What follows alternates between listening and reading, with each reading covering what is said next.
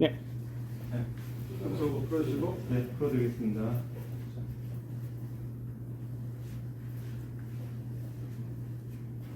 안녕하세요. 한국천문연구원의 황우성입니다. 잘 들리시나요? 네. 제가 이번 시간에 발표할 내용을 지금 화면 이게 발표할 내용은 관측천문학 중에서 특히 우주론과 은하 연구에 있어서 어떤 관측적으로 어떻게 우리가 접근하고 어떻게 관측 데이터를 얻어서 어떻게 이론과 비교하는지 그런 거에 초점을 맞춰가지고 강의를 할 예정입니다. 그래서 저는 이제 판서를 할 건 아니고요. 다 파워포인트라니까 이제 뭐 가능하면 예쁜 그림을 보면서 여러분들이 편하고 즐겁게 즐기실 수 있기를 바라겠습니다. 시작하기 전에 먼저 한번 동영상을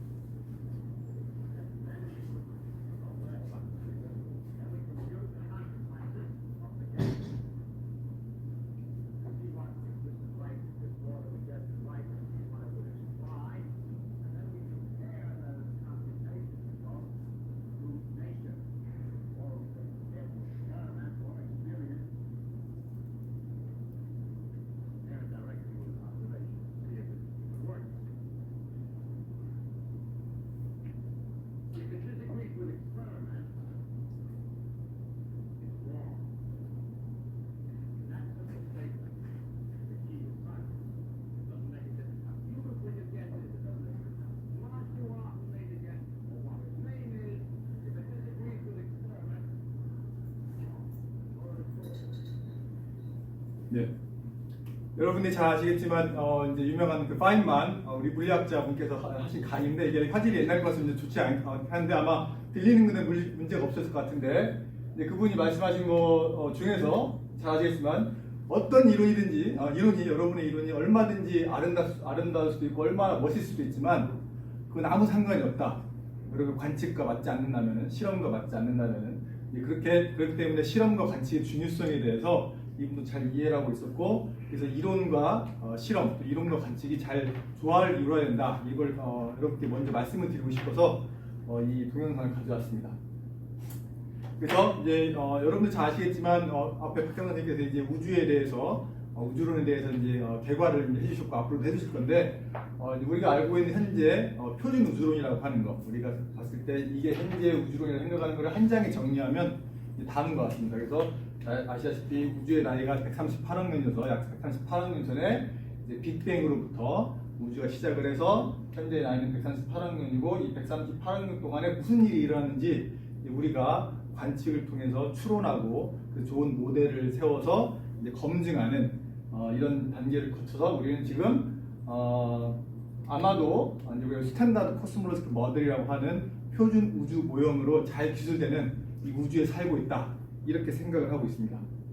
그래서 아마 박정희 교수님께서 더 잘 설명을 앞으로 해주실 건데 우리가 생각하는 표준 우주 모형이라고 하는 그 5가지의 이제 컴포넌트가 있는데 물론 이제 일반 상대론을 기반으로 해서 첫 번째로는 이제 빅뱅이 있고요. 그래서 빅뱅에 대한 증거는 아까 1강에서 말씀해 주셨고 그 다음에 우리 아마 인플레이션이 있었을 것이다. 인플레이션에 대한 증거도 있었고요. 또한 이제 콜닥 네러라고 이제 또 나올 건데 우리가 알고 있는 암흑물질 특별히 콜드해야 된다. 잘 움직이지 않아야 된다. 이게 현재 구조 생성의 중요한 컴포넌트고 네 번째 컴포넌트로는 코스모스틱 컨스탄트 람다라고 하는 우주 상수에 대해서도 이제 곧 말씀해 주실 겁니다.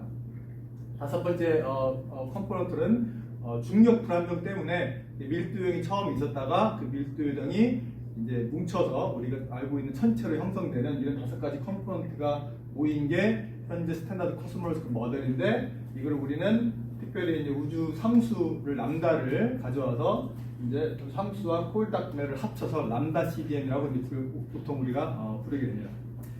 잘 아시다시피 이 표준 우주론을 세우는 데 있어서 중요한 역할을 하신 피브스 교수님이 작년에 노벨 물리학상을 이제 이 공로로 이 표준 우주론을 세우는 데 중요한 역할을 하셨기 때문에 노벨상을 받으셨고요.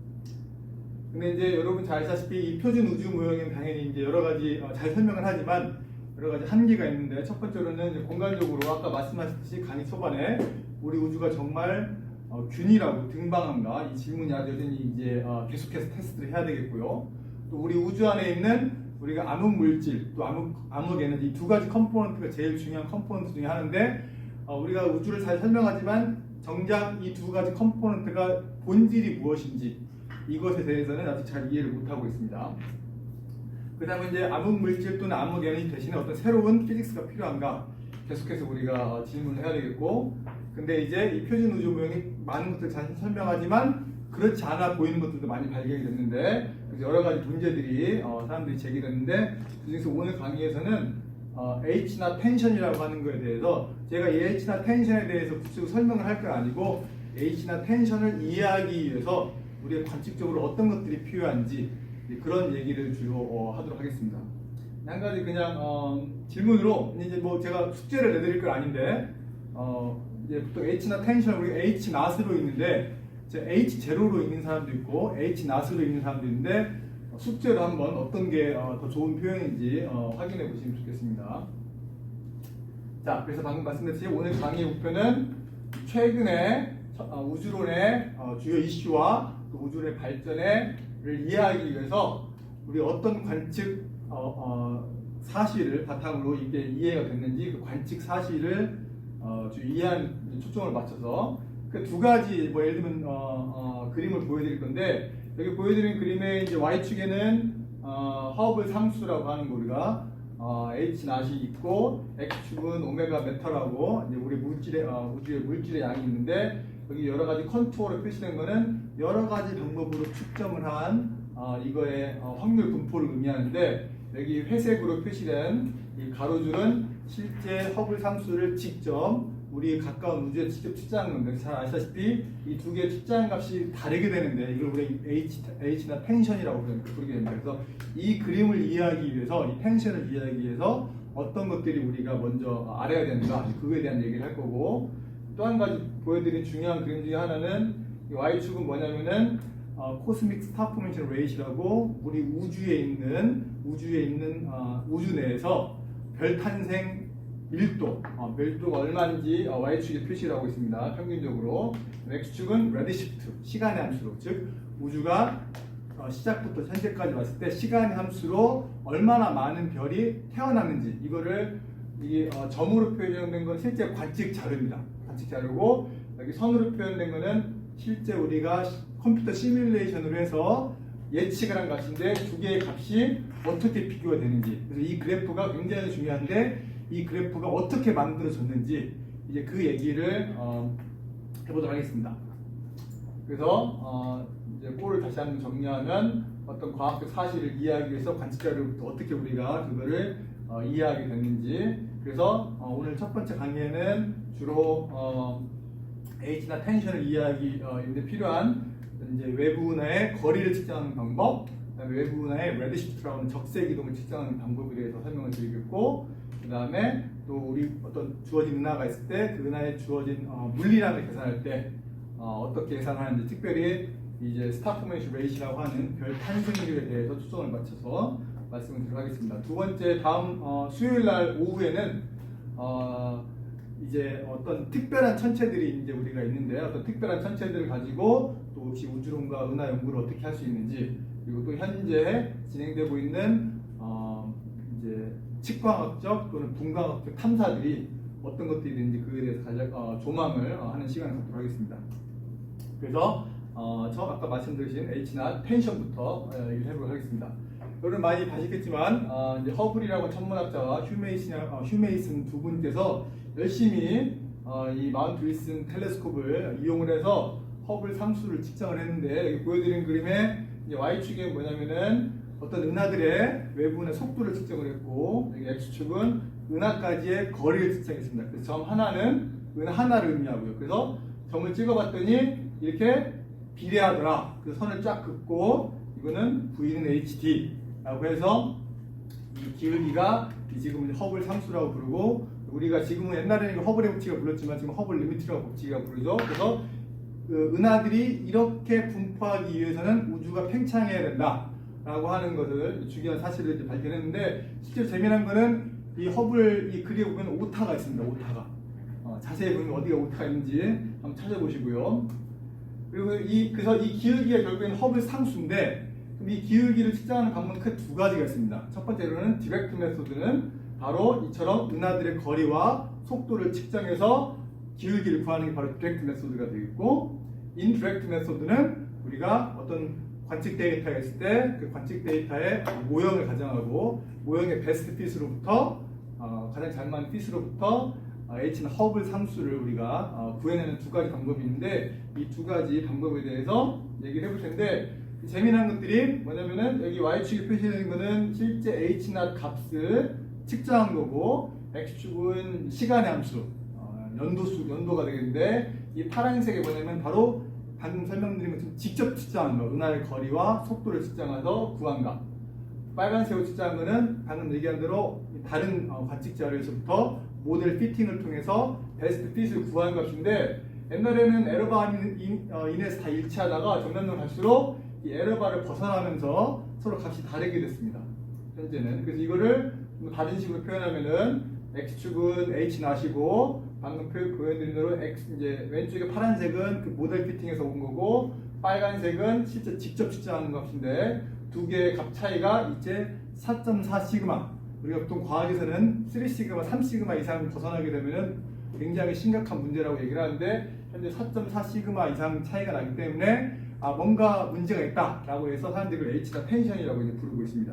그래서 그게 왜 문제가 있을지 그거를 이제 얘기하는 건데, 그래서 그럼 H나 텐션을 H낫을 측정하는 이제 인디렉트 메소드 간략하게 설명을 드리겠는데, 그 인디렉트 메소드는 아까 얘기했던 대로 어떤 모델 데이터에서 모델 피팅을 하게 되는데, 지금 보여드리고 있는 거는 이제 플랑크가 플랑크 위성에서 측정한 우리 우주 배경 복사의 온도 분포를 보여드리고 있습니다. 그래서 빨간색은 하늘에서 온도가 약간 뜨거운 지점이고, 파란색은 하늘에서 온도가 약간 차가운 지점인데, 이 주의할 거는 빨간색과 파란색 온도 차이가 겨우 10의 마이너스 5승 켈빈 정도밖에 안 되는 굉장히 작은 차이라는 건데, 아무튼 중요한 거는 이 우리가 우주 배경 복사 전천lep은 실제로는 여러분들 보시면은 뭐 이렇게 나중에 이제 배울 때면 스페리컬 하모닉스라고 하는 걸로 이게 큰 모드의 요동과 이 작은 모드의 요동의 합으로 표현할 수가 있는데, 우리가 이거를 잘 분리를 하면은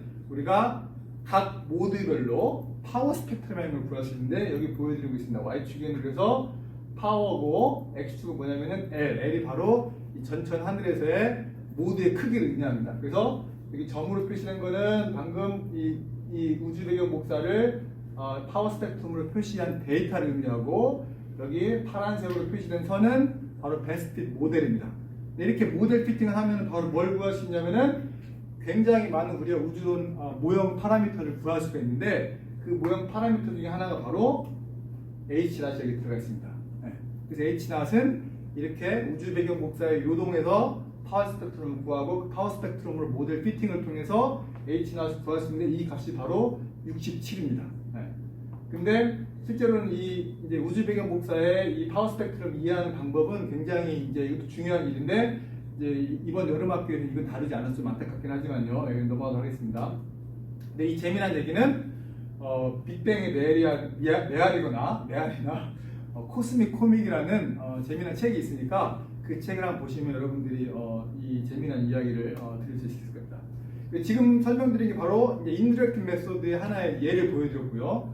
지금 설명드릴 예는 디렉트 메소드를 설명드릴 텐데, 디렉트 메소드는 시작은 은하의 스펙트럼이 시작됩니다. 그래서 여기 보시면은 어떤 한 은하의 스펙트럼이라고 하는 것에서 빛의 세기와 X축은 빛의 파장과 같이 은하의 빛을 프리즘처럼 통과한 건데, 여기 보시면은 여러 가지 우리가 에미션 라인이라고 하는 이제 이런 것들이 보이는데, 은하가 가만히 빛을 내면은 우리가 이제 이런 스펙트럼을 얻게 되는데, 은하가 우리로부터 멀어져 가면서 빛을 내게 되면은 여기 보시는 이 에미션 라인이 실제로 파장이 길어지게 됩니다. 우리 이거를 적색 이동이라고 하고, 뭐 이제 정확하지 않지만 도플러 이동으로 여러분들 생각을 하시면 됩니다.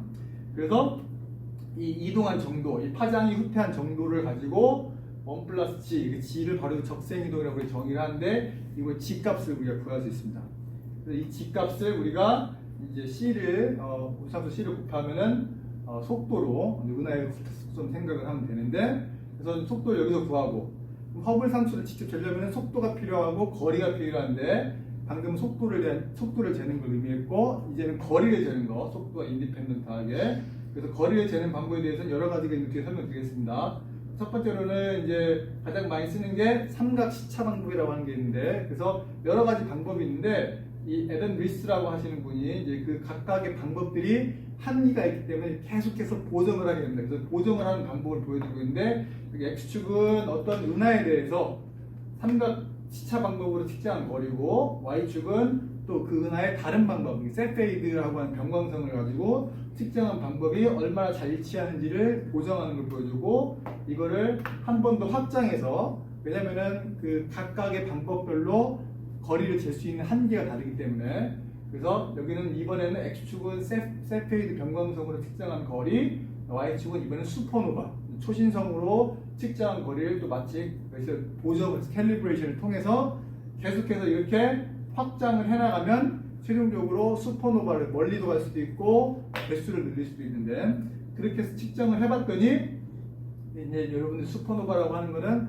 나중에 이제 우주 가속 팽창이라는 걸 예전에 97년도에 발견했을 때 사용했던 방법이긴 한데, 아무튼 이렇게 최근에 이런 자료를 가지고 은하의 거리를 독립적으로 또 잘 측정을 해서 은하의 속도 측정한 것과 재봤더니 73이 됐습니다.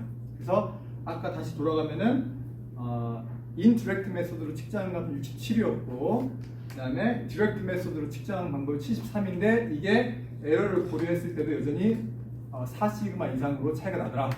그래서 H나 텐션이라고 부르는데, 이거가 왜 그런지 이해하는 게 이제 중요한 이유가 되겠는데, 그걸 알기 위해서 여기에 관련된 몇 가지 관측 사실에 대해서 같이 한번 살펴보도록 하겠습니다. 첫 번째로는 우리 은하에서 제일 중요한 게 거리를 재는 게 굉장히 어려운데, 그 거리에 대한 얘기를 해보도록 하겠습니다. 거리를 측정하는 방법에는 굉장히 많은데, 첫 번째로 가장 많이 쓰는 것 중에 하나가 절대적인 거리. 왜냐면은 절대적으로 거리를 알고 있는 거. 그래서 우리가 실제로는 전구 50W짜리가 있으면은 얘 인트린식 루미너시티가 50W라는 걸 알고 있기 때문에, 얘가 나로부터 얼마만큼 떨어지든 간에 측정한 밝기로부터 얘가 얼마만큼 떨어졌는지 바로 우리가 계산할 수 있죠. 그렇기 때문에 거기에 사용될 수 있는 것을 놓은 어떤 캔들이라고 부르고, 마찬가지로 어떤 제대로 크기를 절대적으로 알고 있는 자를 움직여 갖고 다니면서 그 자에서의 눈금을 읽게 되면은 역시 마찬가지로 얘가 나로부터 얼마만큼 떨어져 있는지 알 수 있게 되죠. 그래서 이거를 캔들과 이제 룰러로 보통 얘기를 하게 됩니다. 그리고 반대가 아니라 다른 방식은 우리 절대값은 잘 모르겠는데, 이 거리나 밝기가 변하지 않는 거, 변하지 않아서 얘가 상대적으로 얼마만큼 떨어져 있는지 알 수는 있지만 절대적으로 얼마인지는 모르기 때문에, 다른 앞에서 얘기했던 absolute distance를 측정할 수 있는 걸로 보정을 해줘야 됩니다. 그래서 이거를 상대적인 걸로 측정할 수 있는 이런 것들을 우리가 스탠다드 캔들 또는 스탠다드 룰러라고 보통 얘기를 하게 되는데요. 그래서 absolute distance를 측정할 수 있는 방법 중에 하나는 아까 얘기했던 삼각시차, 우리가 이제 고등학교 때 배우는 삼각시차와 뭐 다른 비슷한 방법이 있고, 그 다음에 절대적인 거리를 확정 지을 수는 없지만 상대적으로 거리를 알 수 있는 방법에는 굉장히 많습니다. 굉장히 많은데, 중요한 것 중에 하나가 이제 세페이드 변광성이라고 하는 거, 그다음에 슈퍼노바 타입 1A, 그다음에 레시프트, 몇 가지에 대해서만 제가 이제 간략하게 말씀을 드리도록 하겠습니다. 그래서 아까 얘기했듯이 이런 방법을 많이 알고 서로 보정하는 게 중요한 이유가, 여기 보시다시피 어떤 별이나 어떤 천체의 거리를 측정하는데 한 방법이 유니버셜하게 사용할 수 없습니다. 그래서 가까울 때는 삼각시차 방법을 쓰고, 점점점 멀어질수록 세페이드나 슈퍼노바 또는 레시 방법이 서로 다르게 쓰이기 때문에 서로 다른 방법을 서로 캘리브레이션을 통해서 이 거리를 재는데 문제가 없는지 절대적인 보정을 계속해서 해줘야 됩니다. 그래서 가장 가까운 것부터 말씀드리면 삼각시차 너무 확실한 방법이죠. 어떤 한 천체에 대해서 두 개의 위치에서 재서 삼각형을 그려서 재는 방법인데, 이건 절대적인 거리를 줄 수 있는데 지금까지는 사람들이 굉장히 가까운 지역, 여기 보시면 지금 우리 은하가 있고 우리 태양이 여기 있다고 했을 때 굉장히 우리 은하 바깥을 넘어가기 힘들었는데 최근에 발사된 가이아라는 이런 덕분에 여기 녹색으로 표시된 것까지 우리가 삼각시차 방법으로 직접 거리를 측정할 수 있게 됐습니다. 그래서 이건 굉장히 획기적인 건데요. 이렇게 많은 별들의 거리를 직접 측정할 수 있기 때문에 다른 세페이드 방법 같은 것들을 우리가 캘리브레이션 하는 데 굉장히 도움이 되고 있습니다. 그래서 앞으로 가이아 데이터는 점점점 많이 쌓일 거기 때문에 여러분들이 주의 깊게 살펴보시면 좋을 것 같고요. 두 번째로 중요한 방법 중에 하나가 세페이드 변광성을 이용하는 방법인데 이건 리비트로라고 최근에 이제 사람들이 부르기 시작을 했습니다. 전에는 그냥 주기 광도 곡선이라고 광도 관계라고 했는데 이제 사람들이 왜 여성 천문학자가 발견한 거는 왜 그 이름을 제대로 붙이지 않느냐는 사람들이 문제제기가 많아서 요새는 여성 천문학자들이나 이런 잊혀졌던 것들을 제대로 이제 복원하는 노력들을 많이 통해서 이제는 사람들이 리빗로라고 많이 부르기로 이제 얘기를 했습니다. 여러분들 해주시면 좋겠고요. 그래서 뭐냐면은 어떤 은하에 있는 세페이드 변광선, Y축에는 여기는 겉보기 등급이었고 X축은 그 세페이드 변광선이니까 이게 변하게 되는데 밝기가 그 변광선의 주기를 측정을 해봤더니 이렇게 비례를 하게 됩니다. 그 비례한 두 개의 별의 타입이 있긴 한데 그래서 이 비례 관계를 처음으로 구한 게 바로 이 헨리에타 리빗이라는 이 천문학자가 한 것입니다. 그래서 보시면은 이제 겉보기 등급이 주기와 이렇게 비례 관계에 있다라고 했을 때 우리가 만약에 이 천체까지의 절대 등급 또는 절대 거리를 알게 된다면은 우리가 이 앞에 비례 상수를 우리가 제대로 알 수 있고 그리고 어떤 천체가 있을 때 단순히 주기만 측정할 수 있으면 바로 절대 등급을 알 수 있으니까 겉보기 등급과의 차이를 통해서 거리를 잴 수 있는 그래서 굉장히 획기적인 방법입니다. 그래서 주기만 잘 측정하면 되는 방법인데 이제 이거에 대한 캘리브레이션은 예전에 여러분들 HR 다이어그램의 H 헐츠프롬 이분께서 이제 캘리브레이션 동참을 하셨고 그다음에 이제 실제로 그럼 세페이드 변광성이 왜 이런 관계식을 갖고 있느냐 이거에 대한 피직스도 지금 많이 이해를 하고 있습니다. 그래서 중요한 거는 주기만 측정하면 되더라. 이거의 재미난 이야기가 리비트의 별이라고 하는 책으로 나와 있으니까 여러분들 한번 보시면은 이분에 관한 재미난 이야기를 들 수 있을 것 같습니다. 이제 세페이드 변광성이 또 왜 중요하냐면은 실제로 이 관계식을 발견하고 난 다음에 이게 우주에 적용이 돼서 중요한 사실을 알게 되는데 올해 2020년은 1920년에 있었던 그레이트 디베이트라고 하는 대토론의 100주년 되는 해입니다. 이게 뭐냐면은 1920년에 우주의 크기라는 주제를 가지고 두 명의 천문학자가 워싱턴의 스미소니안 박물관에 모여서 큰 논쟁을 했습니다. 그때 논쟁이 뭐였냐면은 그 당시에 가장 핵심이 뭐였냐면은 우리 은하가 과연 우리 우주의 전부인가?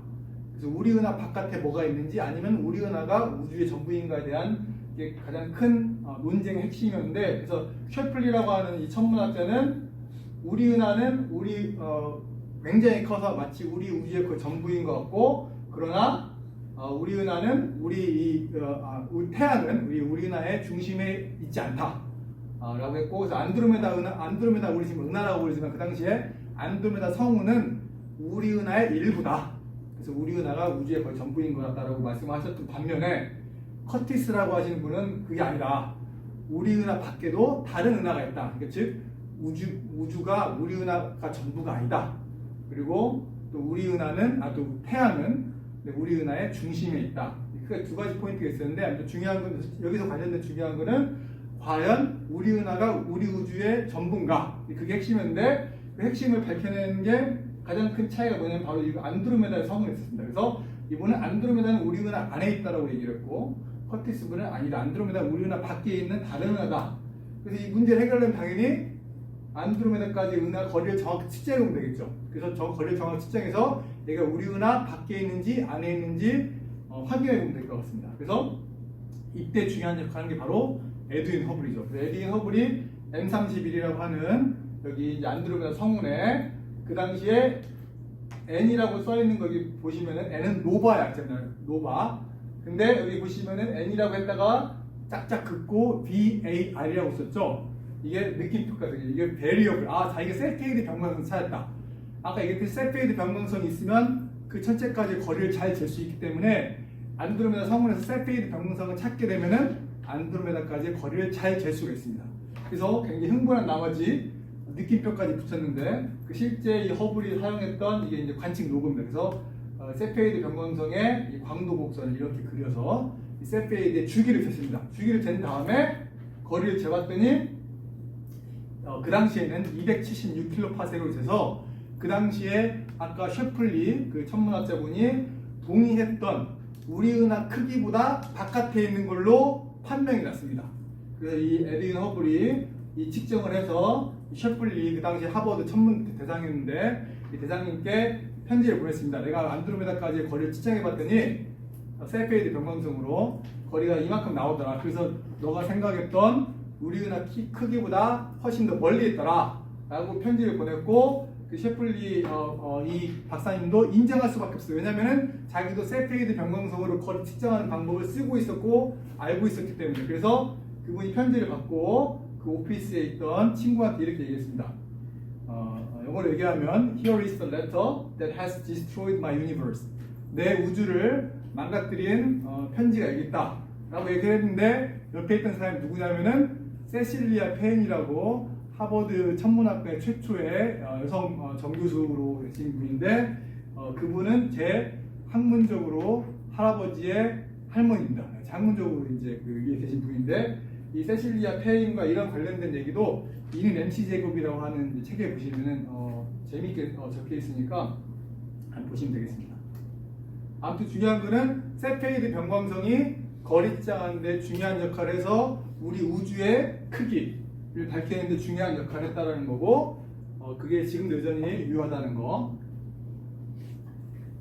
셀페이드 변광성 넘어서 이제 많이 쓰는 거는 이 허블 리미트리 법칙을 사용을 해서 이게 유효하니까 어떤 은하의 후퇴 속도 또는 적색 이동만 측정을 하면은 이 비례 상수를 이용을 해서 이 d 거리를 측정할 수 있게 되겠죠. 그래서 간단하게 스펙트럼 관측을 통해서 레드시프트 측정한 다음에 그 레드시프트로부터 거리를 허블의 법칙을 사용하는 방법. 이거는 굉장히 먼 은하에 적용이 되는 거고 가까운 은하에는 적용이 되지 않습니다.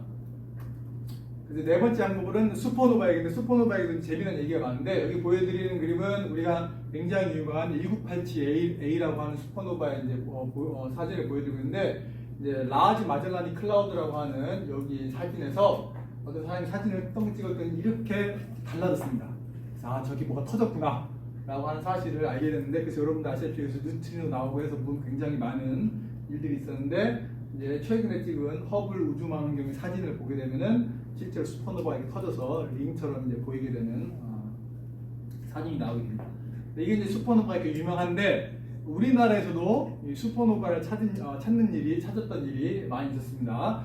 뭐 옛날에 당연히 조선시대 기록도 당연히 있는데 최근 1999년 최근 30년 전에 약 이제 보행산 천문대에서 보여드리는 그림 왼쪽 그림은 어떤 은하단의 사진인데 은하단의 은하들인데 여기 보시면 화살표 시대에 표시된 게 뭔가 하나 생겼죠. 이게 바로 은하단에서 이제 최근에 찾은 우리나라에 최근에 찾은 가장 첫 번째 초신성으로 SN1999DM이라고 이름이 붙였는데 이때 중요한 역할을 하신 분 중에 한 분이 바로 박찬문 교수님이십니다. 여기서 이제 사진을 그때 보행산 천문대에서 사진을 찍은 건데 이 박찬문 선생님, 여기 이명균 교수님, 그다음에 그 당시에 이제 대학원생분들 지금은 다들 크셨지만 그래서 이제 그 당시에 우리나라 망원경을 이용을 해서 초신성으로 이제 관측을 했던 일이 있었다는 거 여러분들한테 그냥 말씀을 드리고 싶어서 가져왔고, 근데 이 슈퍼노바가 이렇게 빵 하고 터졌는데 이게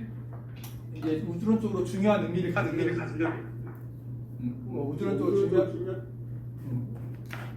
우주론적으로 중요한 의미를 가지려면은 이제 이 얘기를 더 해야 되는데 뭐냐면은 슈퍼노바가 형태가 여러 가지가 있습니다. 슈퍼노바 형태가. 그래서 여기 보시면은 이제 슈퍼노바 스펙트럼 봤을 때 하이드로전이 있느냐 없느냐에 따라서 크게 나누고 그 안에서 실리콘이 있느냐 없느냐에 따라서 크게 나눠서 제일 중요한 거는 타입 1A 이게 제일 중요하고 우리가 보통 보는 굉장히 멋있게 폭발하는 슈퍼노바는 보통 타입 2 슈퍼노바입니다.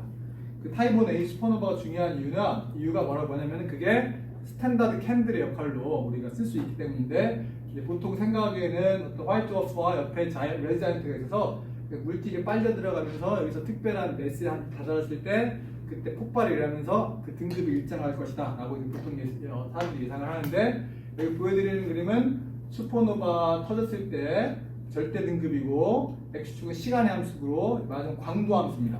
근데 보시면 이게 스탠다드 캔들로 쓰려면은 어떤 등급이 항상 일정해야 되는데 절대 등급이 보면 일정하지 않습니다. 그죠? 그래서 실제로는 이거를 스탠다드 캔들이라고 부르지 않고 스탠다이스드 캔들이라고 부르는데 그 이유가 뭐냐면은 이 광도 곡선을 늘리고 올리면 희한하게 모든 게 다 유니버셜하게 일치합니다. 그래서 실제로 슈퍼노바 타입 1A는 스탠다드 캔들이 아니고 스탠다이스드 캔들로 이런 방법을 통해서 만든 상태로 그 다음에 우리가 스탠다드 캔들로 쓰게 됩니다.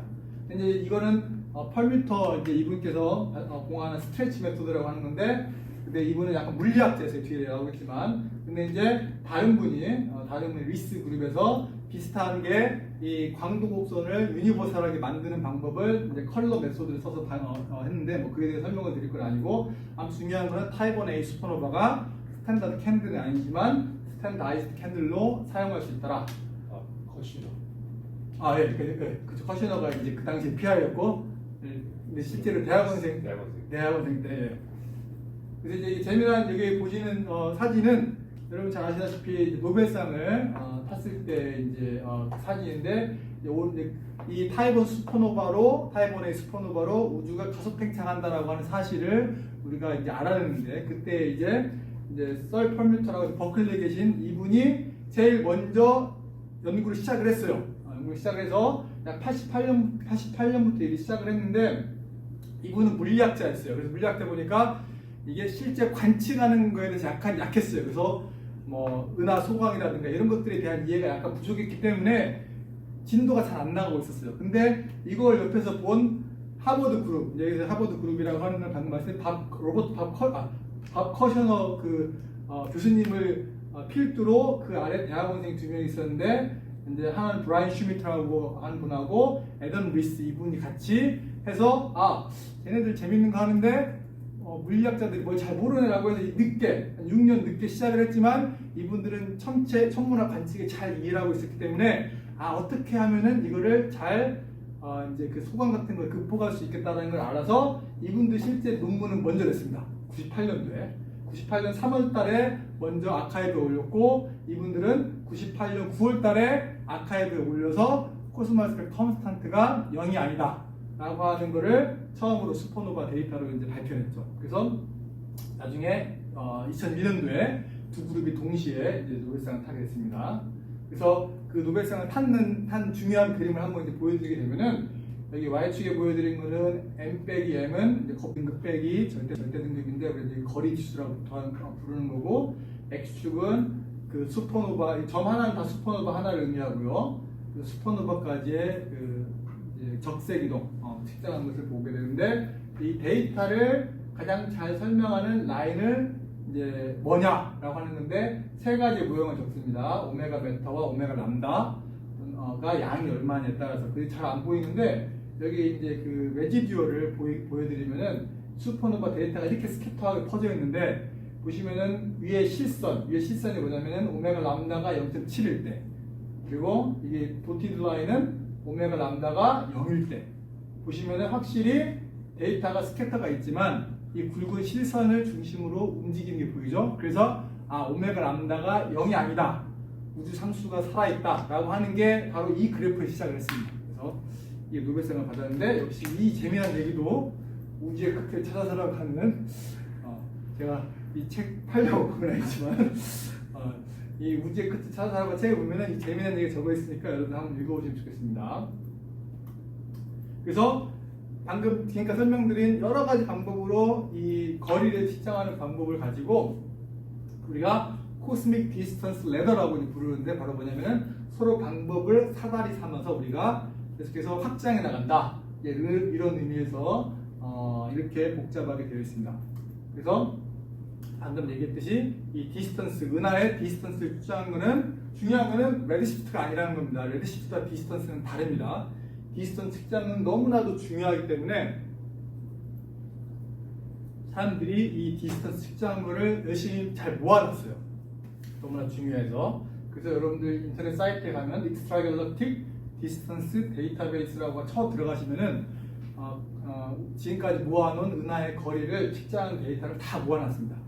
모아놔서 이 데이터를 받아다가 적색이동 데이터와 결합을 한다든지 여러분이 어떤 데이터라든지 결합을 하게 되면은 이게 중요한 결과들을 얻을 수가 있는데 그 중에 하나가 거리를 알게 되니까 우리가 하늘에서 봤을 때는 은하의 분포가 2차원인데 거리를 알게 되면 3차원 분포를 우리가 알 수 있죠. 그래서 그 다음 만든 게 바로 3차원 지도가 있는데 여기 보여드리는 동영상은 로컬 유니버스, 가까운 우주에 대한 코스모그래피라고 하는 동영상 한번 감상하시겠습니다.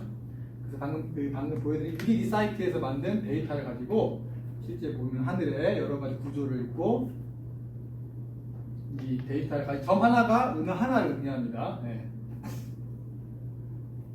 그래서 우리를 중심으로 은하들이 어떻게 분포했고 그 은하들 분포되었을 때 어떤 구조들이 있는지 은하단이나 은하군이나 이런 것들이 분포되어 있는 이런 멋있는 동영상을 만들어 놨습니다.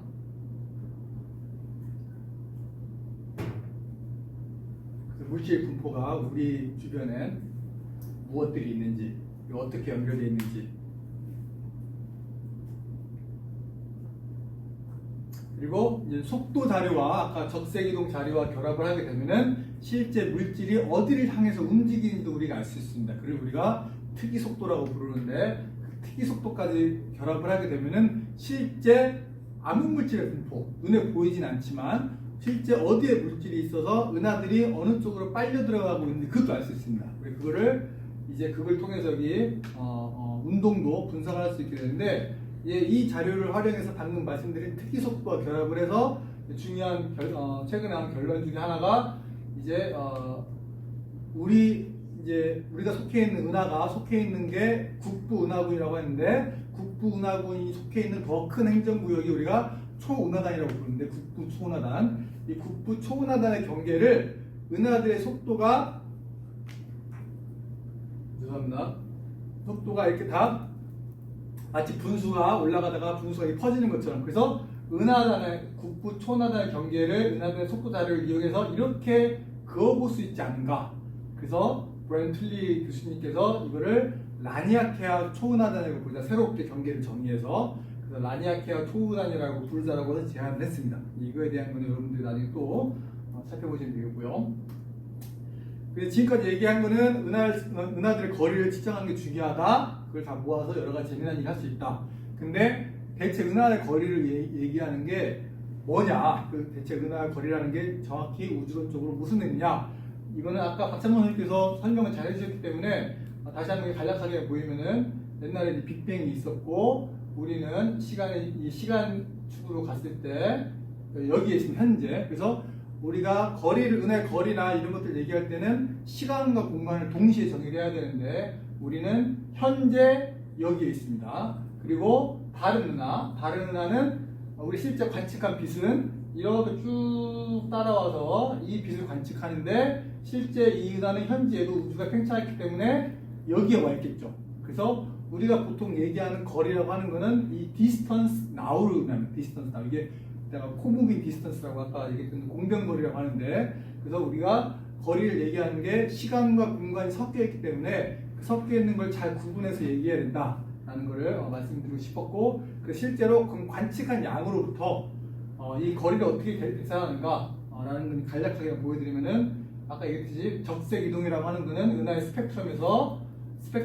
에미션 라인이 움직인 정도로 G를 구하고 그 다음에 방금 얘기한 제일 중요한 코무빙 디스턴스라고 하는 거는 여러분은 이제 코무빙 디스턴스 아까 설명해 주듯이 실제로 우주 자체가 격자로 표시된 거 바둑판 격자가 이 격자가 팽창하고 있는 겁니다. 그래서 격자가 팽창하고 있지만 이 공변거리라고 하는 거는 이 격자의 눈금의 간격은 격자가 팽창해도 변하지 않죠. 그래서 우리가 코무빙 디스턴스라고 부르는 건 바로 이 격자의 눈금을 의미합니다. 그래서 그 눈금의 의미인데 그걸 어떻게 계산하면은 이제 로버스 워커 매트릭이라고 하는 걸 가지고 뭐 계산을 하는데 중요한 거는 식 하나만 DC 코무빙 디스턴스라고 하는 거는 우리가 어떤 은하의 적색 이동을 알게 되면은 우리가 알고 있는 여러 가지 우주론 파라미터를 다 결합을 해서 바로 계산할 수 있습니다.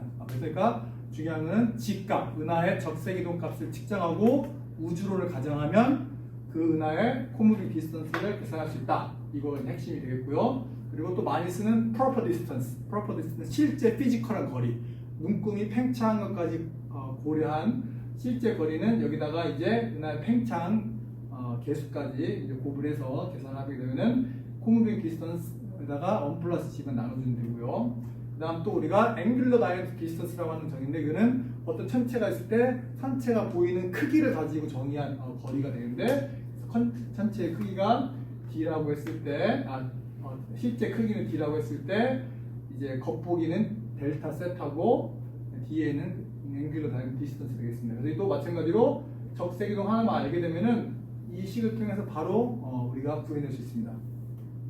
마찬가지로 루미너스 디스턴스라고 하는 것은 우리가 루미너스티 계산할 때 사용하는 방법인데 마찬가지로 적색 이동 하나 값을 알게 되면은 이렇게 우리가 계산해낼 수 있고 또 룩백 타임이라고 하는 거 아까 봤듯이 그 콘 다이어그램에서 우리가 거꾸로 추적해가는 그 우주의 나이와 관련된 것도 역시 마찬가지로 적색 이동을 알면 모든 걸 해낼 수 있습니다.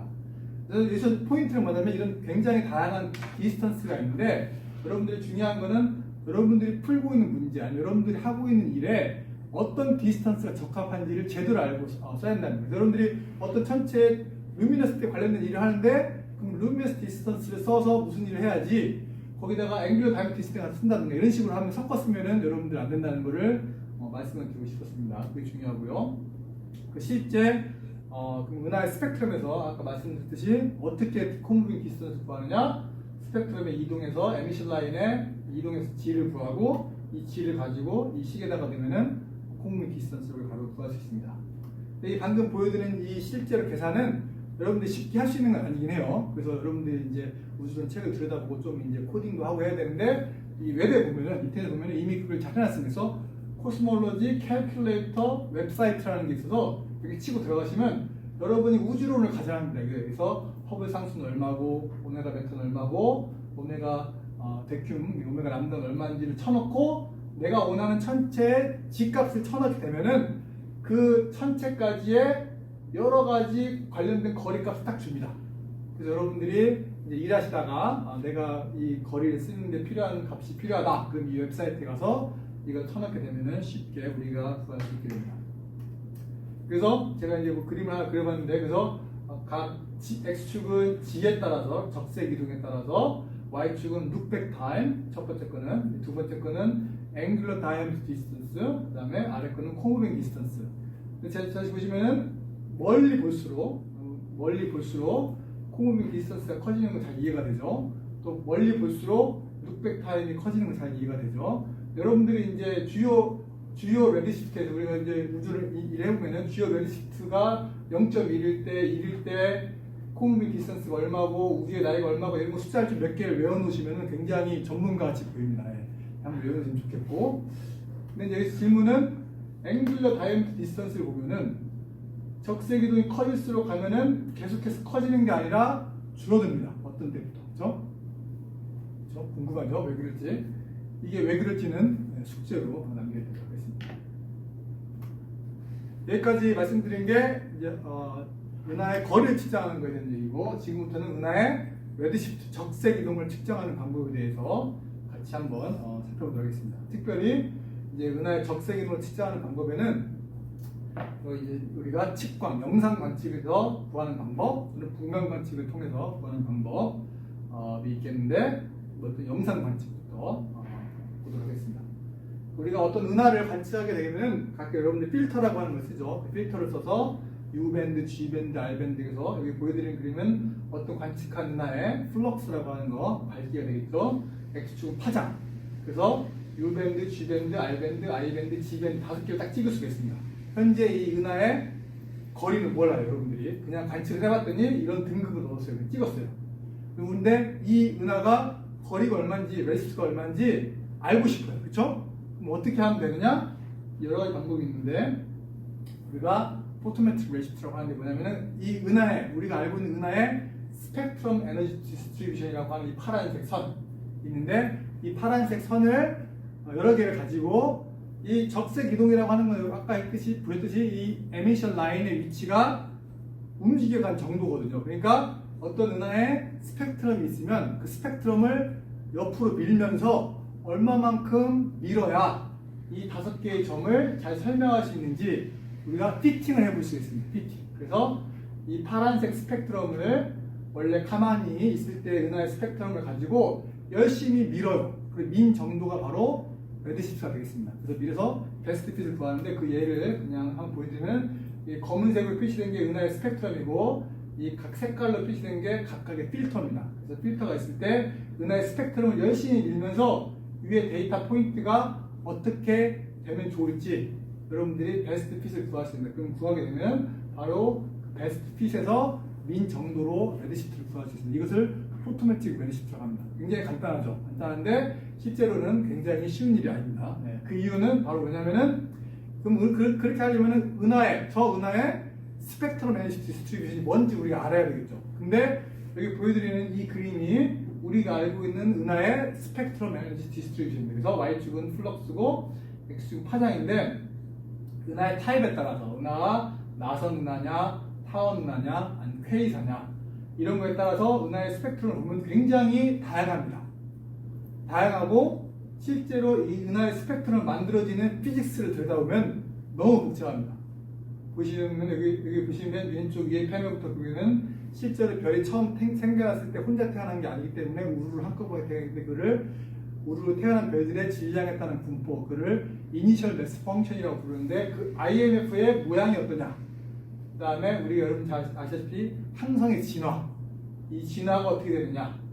그리고 또 별들의 낮 별들의 스펙트럼이 어떻게 되느냐? 그다음에 성간 소광, 그다음에 이게 은하가 우주 초기부터 태어나서 나까지 현재까지 올 때까지 어떤 역사 히스토리를 거치면서 별 탄생이 일어났는지 이 모든 것들이 조합이 됐을 때 이게 실제 관측되는 은하의 스펙트럼입니다.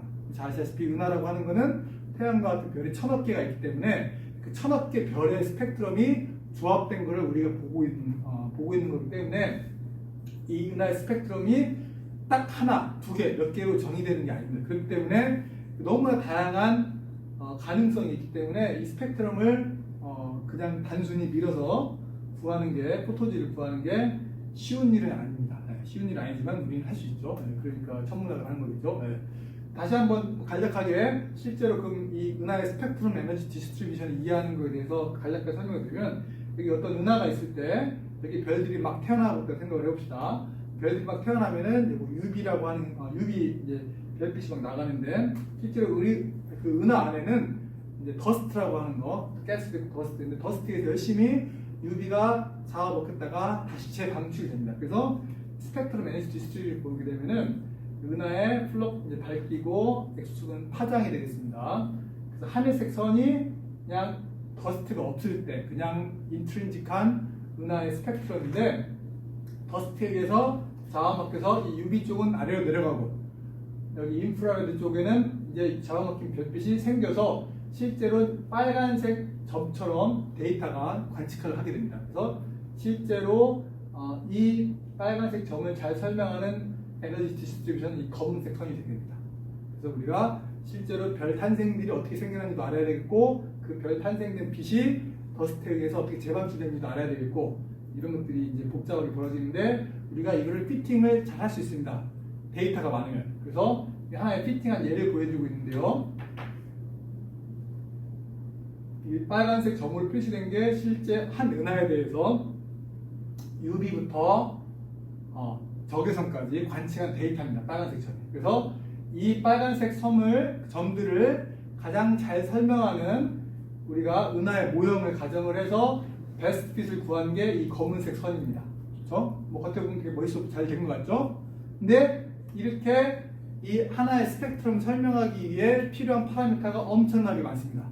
그래서 이 멀티 디멘셔널 피팅을 하게 되면은 은하의 여러 파라미터 동시에 구할 수 있는 건데 그 중에 하나가 스텔라 매스도 있고 스타 포미션 레이트도 있고 여러 가지가 있습니다. 그 중에 하나가 바로 이 스펙트럼은 전체적으로 얼마만큼 밀어야 되는지 바로 포토메트릭 레시피를 구할 수 있습니다.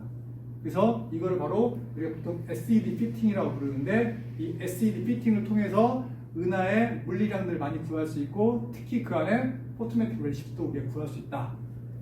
라는 걸 이제 중요한 점이 되겠습니다. 지금까지 설명드린 거는 이제 말하자면 이제 이론 우리가 이제 실제 그 아이디어란 그 상황을 얘기 말씀드린 거고 실제 그러면 정말 저게 잘 워킹을 하나요? 잘 적용이 되나요? 라고 질문을 했을 때 여기 보여드리는 게 코스모스 필드라고 하는 하늘의 어떤 영역에 대해서 우리가 은하들의 포토메트릭 레시피를 구하고 스펙트럼 관측을 통해서 스펙트로스코픽 레시피를 구하는 거에 대해서 점을 찍은 겁니다. 그래서 Y축은 어떤 은하의 포토메트릭 레시피, X축은 어떤 은하의 스펙트로스코픽 레시피. X축을 우리가 정답으로 생각하시면 됩니다.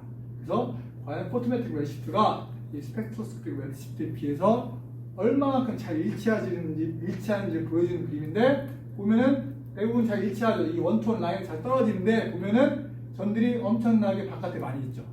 그래서 문제는 꽤 잘 우리가 잘 포토메트릭 레시피가 워킹을 하는데 이런 아웃라이어들이 많이 있기 때문에 이 아웃라이어들을 어떻게 잘 줄이느냐 이게 포토메트릭 레시피 연구의 핵심입니다. 그래서 실제로 이 포토메트리를 잘 구하기 위해서 여기서 코스모스 사용된 거는 필터가 약 한 10몇 개가 사용이 된 건데 한 건데 실제로 이거는 이제 스타포밍 갤럭시에 대해서 이제 보여드린 거고 우리가 엘리프티컬 갤럭시 타원에 대해서 보면은 생각보다 아웃라이어가 별로 없어요. 왜냐면 엘리프티컬 갤럭시는 SED가 생각보다 단순해서 우리가 이거를 잘 할 수가 있습니다. 형광소환 등이. 그래서 워킹을 하는 것 같지만 아웃라이어 문제점이 많이 있다. 그래서 이걸 어떻게 하면 극복하면 되냐? 이렇게 하면 됩니다. 필터를 엄청나게 많이 도입을 해서 아까 말씀드렸듯이 데이터 포인트를 열심히 늘리면 되는데 그 중에 하나 바로 탐사가 JPAS라고 하는 탐사가 있는데 2.5m 망원경이 되고 약 56개 필터로 동시 측광 관측 사진을 찍게 됩니다. 그래서 이걸로 구한 포토지의 결과가 이겁니다. 그래서 여기 보시면은 Y축에는 이 탐사에서 구한 포토메트릭 레시피에 대해서 X축은 스펙트로스코픽 레시피에 비교를 보여주고 있는데 아까보다 아웃라인 훨씬 더 줄었죠. 그러니까 포인트는 이 데이터 개수, 필터 개수를 많이 쓰면 쓸수록 포토지의 정확성이 높아지기 때문에 앞으로 이런 네로밴드 필터를 많이 쓰는 탐사가 필요하겠고 실제로 이 탐사가 놀라운 이유는 포토지만 구할 뿐 아니라 여기 보시면은 은하의 스펙트럼, 플럭스에 대한 파장인데 이 칼라로 표시된 게 바로 은하의 데이터 포인트입니다. 보시면은 회색은 은하의 스펙트럼을 의미하는데 스펙트럼에서 구하는 것처럼 거의 에미션 라인이 있을 때 보이고 그래서 거의 스펙트럼과 비슷하게 우리 스펙트럼에서 볼 수 있는 에미션 라인, 업소션 라인 피처들을 이 탐사에서 구할 수 있습니다. 그러니까 분광 관측을 하지 않아도 이 분광 관측을 안 하고 싶은 이유가 뭐냐면 분광 관측은 비쌉니다. 비싸다는 게 이제 비용 면에서도 비싸고 노력에서도 비싸고 그래서 우리가 측광 관측을 손쉽게 해서 이런 걸 얻을 수 있으면 좋기 때문에 자꾸 이런 측광 관측을 해서 이런 걸 하려고 하는 겁니다. 그래서 필터를 많이 쓰면 분광 관측 효과를 값싸게 낼 수 있다 라고 하는 게 포인트가 되겠습니다. 방금 보여드린 거는 JPAS 서베이고 또 하나는 우리가 실제 우리나라에서 관련된 탐사를 말씀드리려고 하는데 이거는 이제 연세대학교의 송현미 박사가 같이 일하는 송현미 박사가 만든 슬라이드인데 우리가 스피엑스라고 하는 청문연에서 이제 나사와 같이 하는 프로젝트가 있는데 실제로 스피엑스로 관측을 했을 때, 우리가 탐사를 했을 때 우리가 포토메트릭 레시피를 얼마나 잘 측정할 수 있는지 우리가 시뮬레이션 했습니다. 그래서 호라이즌 에이징이라고 하는 어떤 시뮬레이션, 우리가 컴퓨터 가상의 시뮬레이션 자료를 가지고 거기에 은하까지의 우리가 거리는 정답을 알고 있기 때문에 가상의 관측대를 만들어서 가상의 관측 데이터를 가지고 포토메트릭 레시피를 구해본 다음에 정답과 비교해보는 이런 테스트를 해봤습니다. 그래서 여기 보시면 스피엑스라고 하는 거에는 필터가 약 71개가 필터 있습니다. 그래서 한 은하에 대해서 71개의 데이터 포인트가 있어서 그 관측을 통해서 그 데이터를 가지고 포토지를 구하는 방법은 두 가지를 사용을 했는데 하나는 SED 피팅이라고 하는 전통적인 방법, 그래서 은하의 스펙트럼을 가정을 하고 시프트를 시켜서 구하는 방법이 있고 또 하나 방법은 요새 많이들 하는 머신러닝 방법이에요. 뭐냐면 단순히 정답이 이거니까 데이터가 주어졌을 때 피직스는 상관없으니까 답을 잘 주시오 라고 하는 방법을 사용을 했는데 우리가 SED 피팅을 사용해서 구했던 방법 결과는 이렇습니다. Y축은 르파라고 하는 SED 피팅 코드로 구한 포토메트릭 레시피고 X축은 실제 정답입니다. 보시면은 원투원 릴레이션에서 스캐터가 있지만 굉장히 잘 일치하는 걸 볼 수 있죠. 그래서 스펙스 데이터가 나오면은 우리가 포토메트릭 레시피를 잘 구할 수 있다라고 하는 걸 우리가 보여줬고, 또 하나는 여기는 오른쪽 패널을 보여드리는 그림은 머신러닝 방법을 사용을 해서 랜덤 포레스트라고 하는 머신러닝 방법을 사용을 해서 구한 포토지와 그다음에 트루 레시피 비교하면 잘 일치하죠. 그래서 우리가 두 가지 방법을 동시에 사용하는 이유는 이제 어떤 게 더 잘 워킹을 하고 어떤 시스템atics가 있는지 체크해 보려고 하는데, 앞으로 이거는 앞으로도 계속해서 연구해 나갈 주제 중에 하나입니다. 그다음에 이제 포토메트리를 사용하면 그러면은 분광같이 안 해도 되겠네요 라고 질문을 할 수 있잖아요. 근데 그러면 안 됩니다. 분광같이 해야 됩니다. 그런 이유는 뭐냐면은 여기 보여드린 그림은 점 하나는 은하 하나를 의미하는데, 우리가 이제 은하의 거대 구조, 우주의 거대 구조라고 하는 거 여기 보시면은 이제 빨간색 점은 이제 타원 은하 같은 거고, 파란색 점은 이제 나선 은하 같은 거죠. 하늘에서의 분포를 이제 보여주고 있는데, 보시면 여기 뭐 많이 뭉쳐있고 여기는 은하가 없는데 이런 그런 그 공간들이 보이죠. 이렇게 특별한 패턴을 이루고 있는 것을 우주 거대 구조라고 하는데, 이거를 분광 관측을 통해서 거리를 잰 겁니다. 근데 이거를 포토메트릭 레시피를 통해서 거리를 재게 되면은 아까 보셨던 한계가 있기 때문에 이렇게 보입니다. 이렇게 보인다는 얘기는 보시면은 이 파란색 점이나 빨간색 점에서 아까 여기 막 뭉쳐있는 지점이 이게 쫙 퍼지기 때문에 우주 거대 구조를 연구하는 데는 아직 한계가 있습니다. 그래서 포토메트릭 레시피가 유용하지만 이제 사용하는 목적에 따라서 여러분들이 잘 선택을 해야 되는 거고, 한계가 있다라는 걸 이제 말씀을 드리고 싶습니다.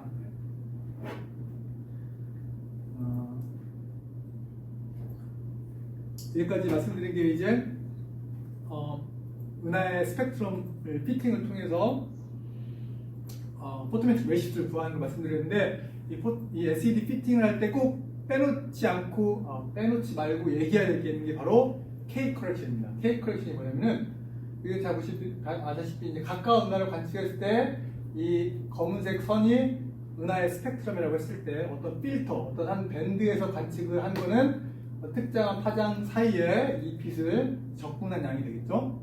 적분해서 우리가 관측을 하게 되는데, 실제 먼 은하를 관측을 하게 되면은 스펙트럼이 아까 말했듯이 적색이동 때문에 오른쪽으로 시프트가 됩니다. 그렇죠?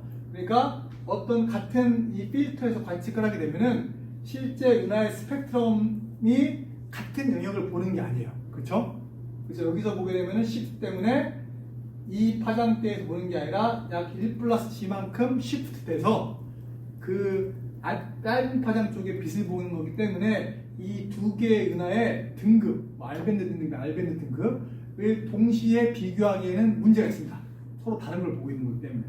그래서 K 커렉션, 즉 이 멀리 떨어져 있는 은하도 가까이에 있는 것처럼 관측하듯이, 즉 이쪽에 있는 빛을 보정해 주는 거, 그걸 K 커렉션이라고 하는데 그 양이 필요한데, 그걸 수식으로 써보게 되면 이렇게 되면서 우리가 어떤 은하의 겉보기 등급은 이 절대 등급 라지 m에다가 dm, 디스턴스 모듈러스, 그러니까 우리가 알고 있는 그 거리 법칙을 합한 양이 되는데, 여기다가 더 K라고 하는 양을 더해야 된다. Q하고 R은 밴드를 의미하는 건데요. 그래서 여러분 잘 아시다시피 겉보기 등급이라고 하는 거는 어떤 은하의 스펙트럼 Fν라고 했을 때 Fν를 라지 R이라고 하는 은하의 관측하는 필터의 리스판스 펑션이라고 하는 건데, 필터에도 곱해서 적분하면 되는 건데, 그리고 절대 등급이라고 하는 거는 우리가 마찬가지로 우리가 거리를 알게 되면은 절대 등급을 또 알 수 있을 거고, 이 절대 등급 알려면 당연히 디스턴스 모듈러스가 우리가 또 필요하게 되고요. 그래서 이 KQR, K 커렉션이라고 하는 거는 아까 얘기했듯이 역시 마찬가지로 은하가 얼마만큼 시프트 됐는지, 그리고 그 시프트 된 스펙트럼이 뭔지 우리가 그거를 알아야 돼서 어떤 밴드에서 어떤 스펙트럼으로 관측을 하는지를 알아야 될 필요가 있습니다. 그래서 이 K 커렉션도 마찬가지로 SED 피팅을 하게 되면은 우리가 그거를 이제 그 양을 구할 수가 있는데, 그래서 실제 어떤 밴드에서의 겉보기 등급을 정확히 얘기하기 위해서는 이 K 커렉션 양을 SED 피팅을 통해서 우리가 더해줘야 된다. 보정을 해줘야 되는데 그것을 하게 되면은 그러면 K 커렉션의 그 양을 우리가 보통 여기 보여드린 거는 Y축은 K 커렉션의 양이 되겠습니다. 양이 되는데 그래서 각 밴드별로 U밴드, G, R, I, G가 되겠고 X축은 레드시프트가 되겠습니다. 그래서 K 커렉션 양은 by definition G equal 0에서는 0이 되죠. 왜냐면 시프트 된 게 없기 때문에 K 커렉션 할 필요가 없는 거죠. 근데 G가 커질수록 이 K 커렉션의 양은 점점 커지게 됩니다. 그쵸? 당연하겠죠. 이게 스펙트럼이 시프트가 많이 되기 때문에 그래서 이게 또 스케일이 점점 커지게 되고 그래서 이게 SDSS 은하에 대해서 이렇게 보았는데 여러분들이 논문을 보다 보면은 이게 어떤 은하의 SDS 데이터에서 이 절대 등급 MR이 있고 Y축에 레드시프트가 있을 때 이렇게 표시를 하고 논문에 보면 이렇게 썼습니다. large M은 절대 등급은 겉보기 등급 R 빼기 디스턴스 모듈러스 거리 그 다음에 K 그 다음에 E 그래서 실제로 절대 등급 은하의 절대 등급을 얘기할 때는 공평하게 하기 위해서는 이 K 값을 SED 피팅에서 가져와야 되고 또 E large는 제가 설명 안 했지만 이건 은하의 이볼루션 커렉션이라고 하는 건데 이것도 해야만이 여러 레드시프트에 걸친 은하를 공평하게, 공정하게 우리가 비교할 수 있게 됩니다. 그래서 은하의 절대 등급을, 겉보기 등급과 절대 등급을 연결시킬 때는 가까운 우주에서는 그냥 단순히 거리만 사용하면 되지만 은하가 멀어지게 되면은 K 커렉션, E 커렉션 이거를 꼭 고려해야 된다라는 사실만 여러분 기억하고 있으면 될 것 같습니다. 여기까지 말씀드린 게 측광 자료에서 레드시프트 측정하는 방법에 대해서 말씀드렸고 그렇다면 이제 분광 자료에서 레드시프트 측정하는 방법은 어떻게 됩니까? 라고 하게 되면은 이제 스펙트럼이 필요하겠죠. 그래서 측광과 분광을 이제 간략하게 비교를 해드리면은 어떤 은하가 하늘에서 사진이 이렇게 있을 때 측광이라고 하는 거는 여기에 어떤 구경을 잡고 빛을 합하면 되겠죠. 단순히. 그래서 여러분들 옛날에 배운 플럭스를 어떤 상수를 매그니튜드로 바꾸게 되는데 분광이라고 하는 거는 뭐냐면 이 은하를 프리즘으로 통과를 시켜서 빛을 파장에 따라 쭉 펼치게 되는 거죠. 이 분광이 되겠습니다. 그래서 이 두 개를 왔다 갔다 하는 거는 아까 얘기했듯이 이 스펙트럼에다가 필터를 각각에 곱하게 되면은 어떤 밴드에서의 등급을 우리가 구해낼 수 있습니다. 그래서 이제 분광에 대한 설명을 만든 멋있는 동영상이 있어서 보여드리면은 저 먼데 은하에서 별빛이 날라와서 호주의 천문대에 포톤이 열심히 움직여서 옵티컬 파이버라고 하는 걸 통과한 다음에 이제 여러 가지 렌즈를 통해서 이제 점점점 무지개처럼 빛이 퍼뜨리게 됩니다. 이제 정말 분광을 하게 되고 맨 마지막 단계에선 CCD가 있어서 우리가 바로 그 퍼진 빛을 이렇게 무지개처럼 관측을 하게 되는 거죠. 이게 바로 분광이 실제 망원경을 통해서 일어나는 원리가 되겠습니다. 그래서 타운화와 나선화 같은 경우는 저렇게 다르게 보인다 라는 걸 이제 보여드리는 거고 그럼 실제 그 분광이 망원경에서 어떻게 이제 벌어지느냐 다시 한번 간략하게 보여드리면은 이제 별빛이 들어오면은 우리가 이제 슬릿을 통해서 원하는 천체만 고른 다음에 그 별빛이 이제 미러를 통해서 이제 그레이팅 이게 바로 핵심인데요. 그래서 이 그레이팅에서 별빛을 퍼뜨리게 됩니다. 별빛을 퍼뜨리게 돼서 마지막 단계에서 디텍터까지 가는 이게 이제 분광이 기본이 되겠고 여러분들 이제 대학교 때나 고등학교 때 배우지 않죠. 이건 대학 때 이제 배우는 이 그레이팅의 원리 그래서 격자가 이렇게 있으면은 입사각이 어떨 때 반사각이 어떻게 돼가지고 퍼지게 되는 그래서 그레이팅 이케이션이라고 하는 게 있는데 여기는 그냥 맛보기로 보여만 드리겠습니다. 그래서 근데 이 분광을 얘기할 때 중요한 것 중에 하나가 그럼 얼마만큼 우리가 빛을 잘 퍼뜨릴 수 있느냐 그리고 스펙트럴 레졸루션이라고 하는데 말하자면은 파장과 파장을 잘 구분해낼 수 있는 그런데 이걸 우리가 보통 R이라고 합니다. R 어떤 파장이 있을 때 그 파장을 퍼뜨릴 수 있는 델타 람다 뒤집은 건 역수로 치하는데 이 R 값이 크면 클수록 이거를 잘 펼칠 수가 있는데 이게 바로 이 그레이팅 이케이션에서 결정이 됩니다. 그레이팅의 프로퍼티에 의해서 결정이 됩니다. 그레이팅이 얼마만큼 잘게 촘촘히 있느냐에 따라서 결정이 되는데 실제로는 실제 최종 관측했을 때 그 스펙트럼 라인의 그 width라고 하는 그 스펙트럼 레졸루션은 꼭 이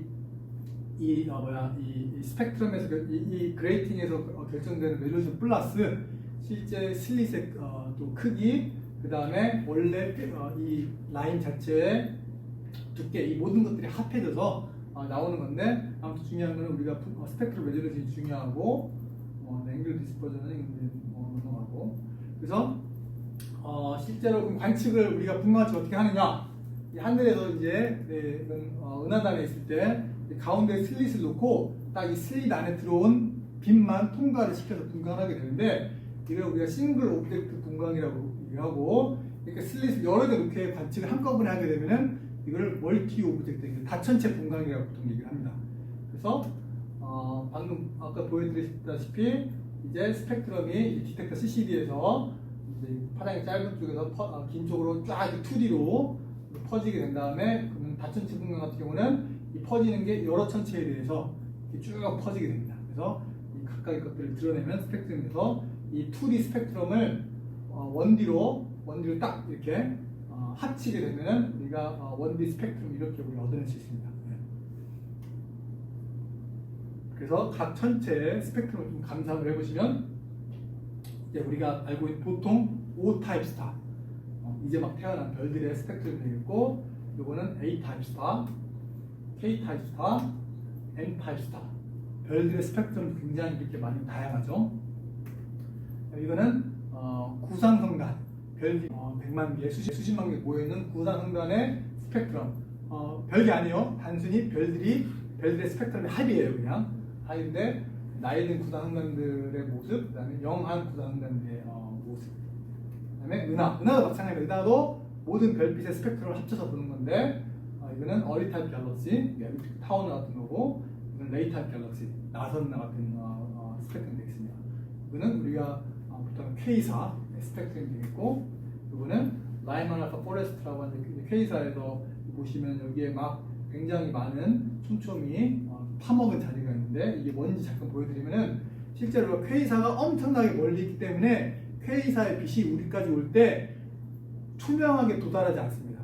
그 K사와 우리 사이에 엄청나게 많은 하이드로젠 클라우드, 은하들이 있기 때문에 무슨 얘기가 뭐냐면, K사의 빛이 이 나와 관측자와 K사 사이에 이 클라우드 때문에 차가 어떻게 되는데, 흡수가 되는데, 그 라이먼 알파 어프션이 우리가 생기게 되는데, 이것들이 은하들이 위치가 다르기 때문에 파먹히는 자리가 다르게 됩니다. 그 동영상을 보시게 되면은, 원래 K사가 이렇게 쭉 별빛이 오다가 계속 클라우드 나타날 때마다, 은하를 지나갈 때마다 이 흡수가 되는데, 흡수가 되는 위치가 이렇게 나한테 다가오면서 다르게 됩니다. 그래서 실제로 K사의 스펙트럼은 원래는 깨끗한데, 여기가 앞에 우리가 라인 오브 사이트에 있는 어떤 천체들 때문에 이렇게 잡아먹혀서, 실제로 이 잡아먹힌 정도를 가지고, 흡수된 양의 정도, 흡수된 것들의 정도를 가지고 K사와 나 사이에 물질들이 어떻게 분포되어 있는지 그런 걸 연구합니다. 그런 걸 이제 중요하게 연구하고 있고,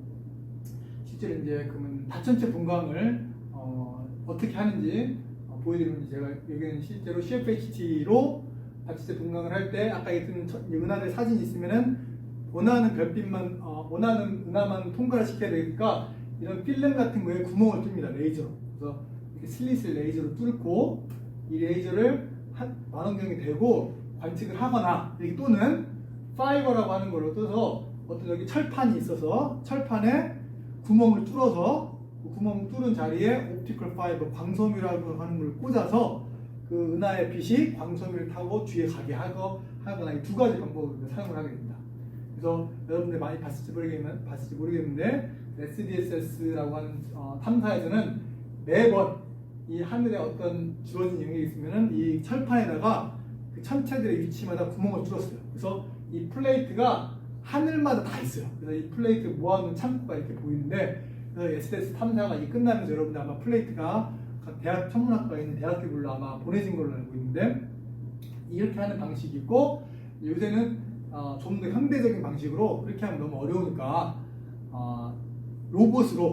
로봇으로 옵티컬 파이버를 갖고 하늘이 바뀔 때마다 움직여서 원하는 위치에 갖다 놓으면 어떻겠는가 라고 해서, 이건 MMT라고 하는 망원경에서 헥토스펙이라고 하는 옵티컬 파이버 포지션인데 우리가 어떤 하늘에 갔을 때 은하가 저기 있으면 우리가 명령을 합니다. 그래서 이 끝단이 옵티컬 파이버가 있는 끝단이 거기로 가서 딱 은하 별빛만 받아들이게 하는, 그래서 하늘이 바뀌면은 다시 이 포지션을 위치를 움직이게 되고 이런 식으로 하는 게 요새 방식이 되겠습니다.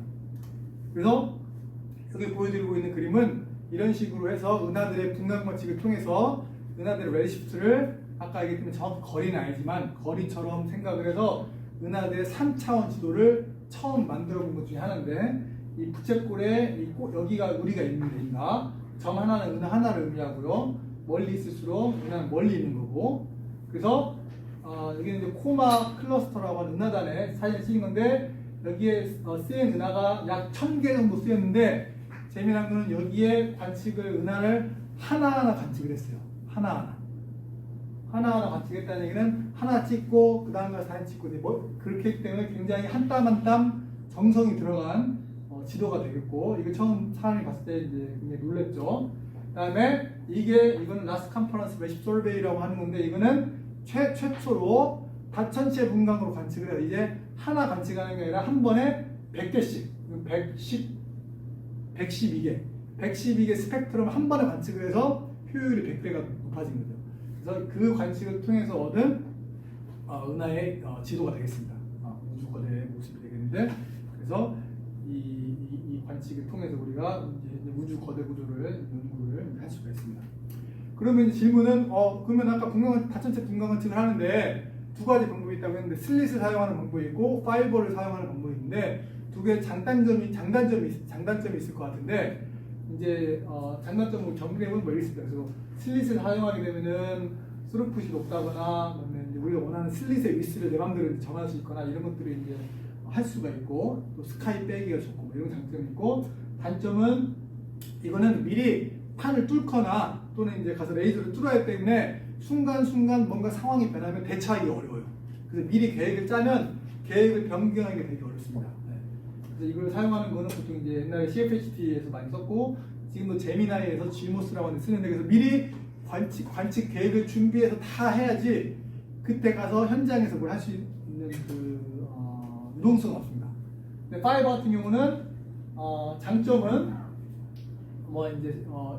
안정적이거나 또 이제 또 웨이브랭스 커버리지가 굉장히 유니폼하거나 여러 가지 장점이 있는데, 단점으로 같은 경우는 이제 파이버 크기에, 만약에 은하가 파이버 크기를 벗어나게 되면은 파이버에 들어온 별빛만 우리가 알기 때문에 이제 빛의 로스가 있다거나, 또 이제 파이버가 너무 가까이 갈 수 없다거나 이런 것도 한계가 있고, 스카이 서브스트럭션이라고 하는 거는 은하 별빛은 실제 은하빛 플러스 스카이인데, 스카이를 잘 빼야 되는데 스카이를 제대로 뺄 수 없는 그런 단점이 있고요.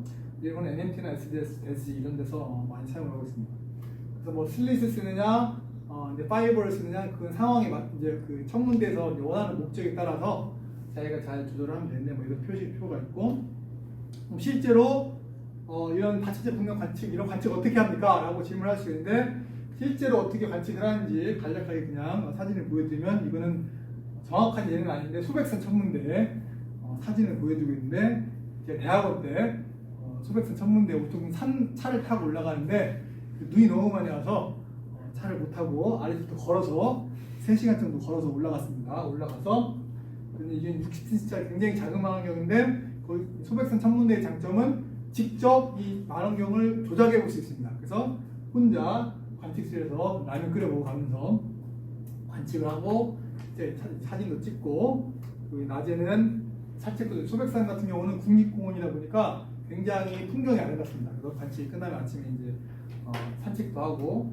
근데 낮에 여러분들이 꼭 하셔야 될 게 뭐냐면은 관측을 한 거를 제대로 얻어졌는지 자료를 확인해 봐야 되겠죠. 그래 그날 또 무슨 관측을 제대로 할지 확인해 봐야 되겠는데, 실제로 동강 관측을 할 때는 우리가 미리 이제 아까 슬릿 같은 경우는 미리 이렇게 내가 사진을 찍을 은하들의 위치 사진을 찍습니다. 찍은 다음에 거기서 어떤 타겟을 관측할 건지, 이게 빨간색 사각형으로 표시된 게 내가 원하는 타겟을 미리 정해놓은 다음에 아까 말씀드린 대로 이렇게 미리 마스크라고 하는 게 필름에 구멍을 미리 뚫어놓습니다.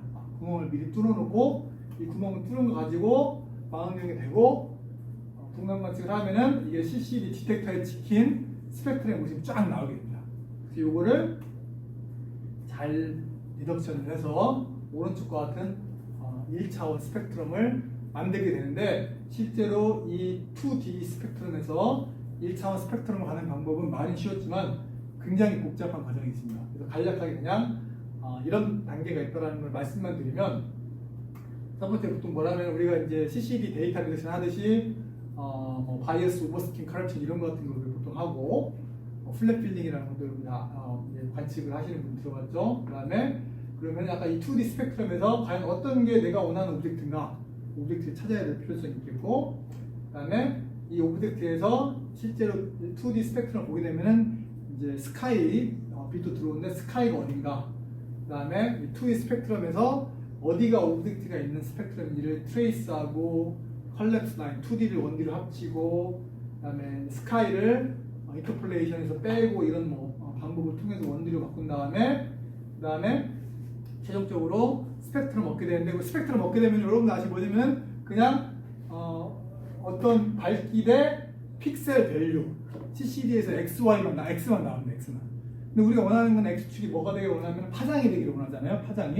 그러니까 파장이 되기를 원하면 어떻게 되냐면, 여러분들이 알고 있는 램프, 그러니까 파장을 알고 있는 어떤 원소를, 램프를 찍어서 그 원하는 그 원소의 특정 라인이 이 CCD 픽셀에 어디에 찍히는지 우리가 기록을 하게 됩니다. 기록을 하게 돼서, 그래서 X 대 람다 이 관계식을 미리 구해놓은 다음에 그 X 대 람다 관계식을 오브젝트 스펙트럼에 나중에 적용을 해서, 그렇게 되면 오브젝트 스펙트럼을 람다 대 플럭스로 우리가 얻게 됩니다. 이게 복잡한 과정을 거치는데, 여러분들이 이거를 나중에 기회가 되면은 직접 해보셔도 좋고, 이제 수업 시간에 또 배우게 될 겁니다.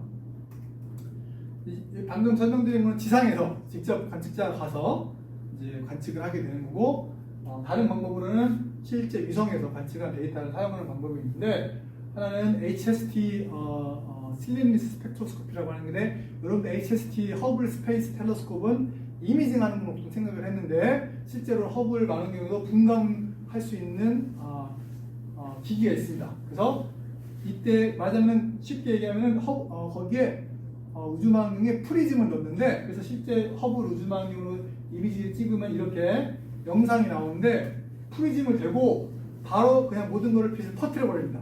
퍼뜨리면은 각각 천체들이 스펙트럼이 이렇게 쫙 퍼진다. 그렇게 퍼지면은 우리가 딱 영역을 정해서, 이 영역을 정해서 이거는 이 스펙트럼은 어떤 천체에서 나온 거니까 여기를 드러내면 되겠다.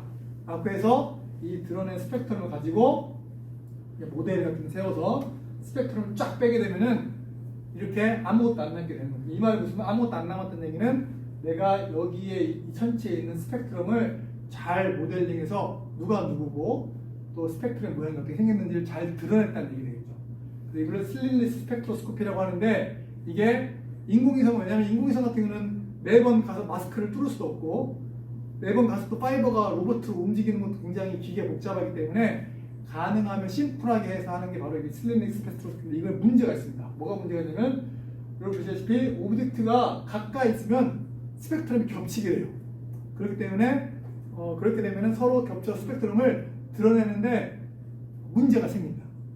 그래서 이 슬린리스 스펙트로스코피를 할 수 있는 어떤 천체나 영역이나 그런 사이언스는 굉장히 제한적이지만, 그래도 그라운드 베이스대로 봤을 때 이 대기의 효과가 없는 그런 분광 관측을 할 수 있다는 것만으로도 굉장히 중요한 거기 때문에 사람들이 많이 사용을 하고 있습니다. 세 번째로는 해텍스라고 하는, 근데 이거는 무식하게 아까 했듯이 은하들을 찾아서 움직여서 관측을 하는 게 아니라, 그냥 하늘을 통째로 있는 그대로 다 픽셀로 쪼개서 모든 하늘 지역의 스펙트럼 얻는 방법입니다. 그러니까 그 하늘을 마치 여러분들이 이렇게 2D로 나눠서, 땅을 나눠서 그 땅 지역의 스펙트럼 얻는 거기 때문에, 오브젝트가 거기 떨어지면은 그 땅 안에 있는 모든 오브젝트 스펙트럼이 한꺼번에 나오게 됩니다. 근데 보통은 그 땅 안에 있는 가장 밝은 천체의 스펙트럼이 도미넌트하게 돼서 문제는 없긴 한데, 이렇게 하면은 여러분들이 파이버를 움직이거나 슬릿을 뚫거나 이를 할 필요가 없게 되죠. 장점이 있지만 역시 마찬가지로 이 땅 안에 여러 개의 천체가 있게 되면은 스펙트럼이 복잡하게 돼서 또 이것도 굉장히 문제가 있어요. 한계가 있습니다. 여러 가지 한계가 있지만 아까 말씀드렸듯이 원하는 목적에 따라서 할 수 있다고 하는 거. 그래서 지금까지 설명드린 얘기는 아까는 거리를 측정하는 방법, 그 다음에 방금까지 설명드린 거는 레디시프트 측정하는 방법. 그래서 지금까지 정리하면은 H나 텐션의 H나에서 측정하는데 필요한 거리와 레디시프트 두 개에 대한 방법에 대해서 우리가 잘 이해를 한 것 같은데, 그렇다면 다시 H나 텐션으로 돌아가서 얘기를 해봅시다. 그 H나 텐션 아까 말씀드렸듯이 이 다이렉트 메소드로 측정한 방법은 여기고, 그 다음에 모델 피팅에서 구한 값은 여기 두 개의 차이가 있다. 그럼 이걸 어떻게 이해해야 되는가? 우리가 해결할 방법이 뭔가?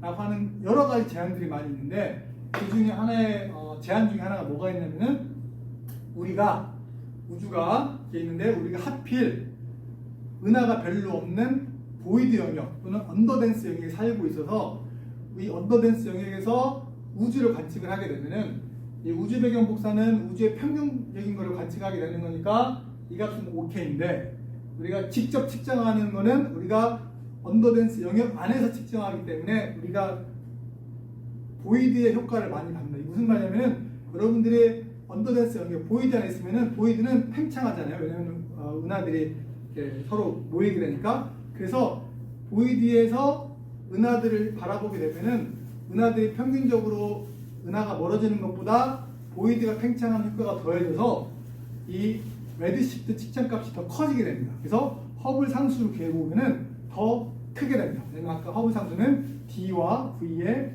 비례 상수니까. 그래서 이 두 개의 차이를 이해할 수 있는 방법 중에 하나가 우리가 하필 전 우주의 평균 밀도보다 훨씬 낮은 지역에 있으면 이 차이를 설명할 수 있다는 게 하나의 제안인데, 제가 이 제안을 왜 굳이 얘기하냐면은, 그렇다면은 이 차이를 이해할 수 있을 정도의 우리가 얼마만큼 낮은 언더덴스 영역에 사는지 재보면 되겠죠. 그렇죠? 필요한 값이 있고 설명하는데 그걸 재보는 게 있는데 실제로 이 재는 게 쉽지 않습니다. 쉽지 않은데, 여기 보여드린 그림은 이제 Y축은 은하의 평균 밀도, 은하의 밀도가 되겠고, X축은 레시프트, 거리 함수로. 그래서 이 점 뭐냐면은 은하단을 이용을 해서 평균 밀도가 어떻게 변하는지 보여주고 있는 거예요. 그래서 우리가 G = 0 여기에 있기 때문에 여기 보시면은 실제 평균 밀도에 비해서 우리 쪽으로 희한하게 훅 내려가죠. 그러니까 이 말은 무슨 말이냐면 우리가 진짜 언더덴스 영역에 살고 있나, 밀도가 좀 낮은 지역에 살고 있는 거는 맞는 것 같아요. 그렇죠? 근데 이건 은하단으로 하는 거예요. 여러 가지 문제가 있는데, 그렇다면 은하로 비슷한 일 해볼 수 있지 않겠을까요? 은하로 밀도를 측정해서 우리가 평균 밀도보다 낮은 데 살고 있는, 그래서 이게 은하로 측정합니다. Y축이 은하로 측정한 말하자면 밀도가 되겠고, X축은 은하의 거리에 은하가 얼마나 멀어짐에 따라서 보시면은 굉장히 데이터가 지저분하죠. 지저분해서 에러바도 크고. 그래서 은하로 데이터를 했을 때는 약간 아직 inconclusive해요 아직. 근데 은하단으로 했을 때는 언더덴스에 살고 있는 것 같은데, 은하단으로 할 때는 문제가 많습니다. 개수도 적고 여러 가지 문제가 있는데, 그래서 우리 은하로 좀 하고 싶은데, 그러면은 저거를 제대로 할 수 있는 좋은 은하 자료가 있습니까? 라고 질문을 할 수가 있는데, 그동안 많은 탐사를 통해서 우리가 뭐 예를 들어봤을 법한 2DF 갤럭시 웹 서베이, 6DF, SDS 서베이가 있는데, 이런 데이터를 사용을 해서 우리가 얼마만큼 언더덴스 영역에 살고 있는지를 하기에 부족합니다. 데이터가 복잡하지만 부족해서 우리가 어떤 새로운 탐사가 있으면 좋겠다. 근데 부족한 이유 중에 하나가 뭐냐면은 우리가 항상 관측자를 기준으로 이 원뿔 모양으로 관측을 하기 때문에 실제로 관측자 주변에 이 부피는 굉장히 작습니다. 그래서 우리가 올스카이 서베이, 전천 서베이를 해야만이 관측자가 있는 이 가까운 영역에 부피를 제대로 측정할 수 있고 크게 측정할 수 있고, 그래서 평균 밀도를 가까운 영역에서 잘 측정할 수 있기 때문에 전천 탐사를 하고 싶어요. 그래서 전천 탐사를 하면 좋겠다 라고 했는데, 이런 전천 탐사가 없었던 건 아니에요. 있었어요. 여기 보여드린 그림 중에 하나는 투매스 레시프트 서베이라고 전천 하늘에 대해서 점 하나가 은하 하나고요, 각각의 거리를 측정을 해서 레시프트 측정을 해서 컬러로 보여드리는 거는 바로 각각 은하들의 거리를 의미합니다. 그래서 3차원 지도 같은 걸 보여주고 있는데, 여기 보면 이렇게 뭔가 우주 거대 우주가 보이죠. 그래서 이제 이걸로 비슷하게 이 우주 밀도가 어떻게 되는지를 측정하고 싶은데 이 전천 탐사 데이터가 아쉽게도 멀리 못 갔어요. 멀리 못 갔다는 얘기는 우리가 멀리 가야 우주의 평균이 얼마인지 잘 알 텐데 멀리 못 가서 우주의 평균이 얼마인지 잘 몰라요 아직. 네, 이 데이터로는. 그래서 우리가 이것보다는 좀 더 멀리 가게 전천으로 관측을 해서 충분히 우주의 평균 밀도도 잘 측정하고 또 우리에 가까이 있는 지역의 밀도를 잘 측정하는 데이터가 있으면 좋겠다 라고 해서 새로운 탐사를 지금 기획 중입니다. 그래서 천문연과 고등과학원과 서울시립대와 다른 기관들과 같이 그래서 작은 망원경으로 남반구와 북반구를 관측할 수 있고 다천체 분광기 한 번에 많은 은하를 관측할 수 있는 그런 기기를 개발을 해서 전천 탐사를 통해서 방금 말씀드렸듯이 많은 은하에 대해서 거리를 측정할 수 있는 그런 탐사를 기획 중입니다. 이거에 대해서는 다음에 또 자세히 말씀드리도록 하겠습니다. 시간이 이제 거의 다 15분 정도 남아서 원래 이제 뒷부분 어떻게 할까 좀 망설였는데 일단 건너뛰고 오늘 강의는 마무리를 하면서 질문을 좀 받도록 하겠습니다. 여기는 좀 이제 물리량을 구하는 방법은 제가 수요일 날 이제 오후에 또 얘기를 하겠고요.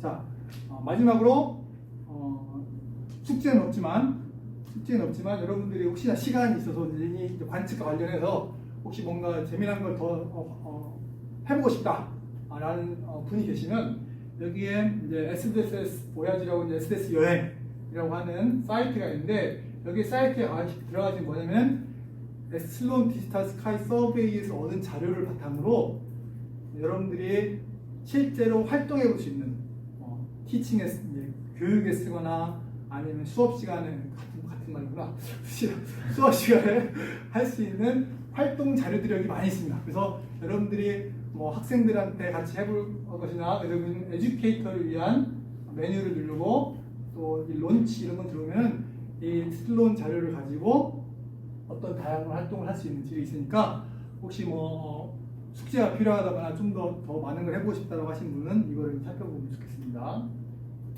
그래서 오늘 강의한 내용을 다시 정리해보면은 어떤 우주론이나 은하 연구에 있어서 필요한 그런 과학적 사실을 이해하는데 필요한 그 관측 데이터부터 어떻게 그런 결론을 도출했는지 그거에 대해서 이제 관측에 특히 이제 이미징과 분광 관측에 초점을 맞춰서 그래서 H나 텐션이라고 하는 현재의 중요한 이슈를 이해하기 위해서 크게 두 가지 은하의 거리 측정하는 거, 은하의 밸런스 측정하는 거에 대해서 그게 키인데 그거에 대한 방법에 대해서 설명을 드렸고 이제 내일은 실제로 그러면 또 은하 이 관측에서 은하의 물리량을 어떻게 우리가 얻어내고 또 그 은하 관측을 통해서 또 코스모로지나 우주론에 대해서 어떻게 직접적으로 얘기를 할 수 있고 또 현재 또는 차세대 탐사로는 어떤 것들이 있는지 알아보는 시간을 갖도록 하겠습니다. 네, 이상으로 하겠습니다. 고맙습니다.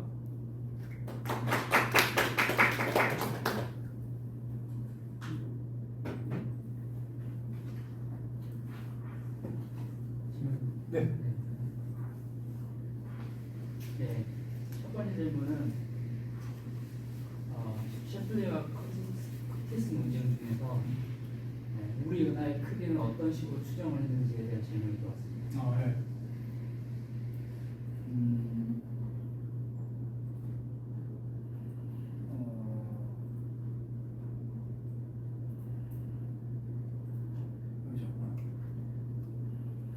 이 당시에 셰플러 커티스 분들이 했을 때 가장 큰 이제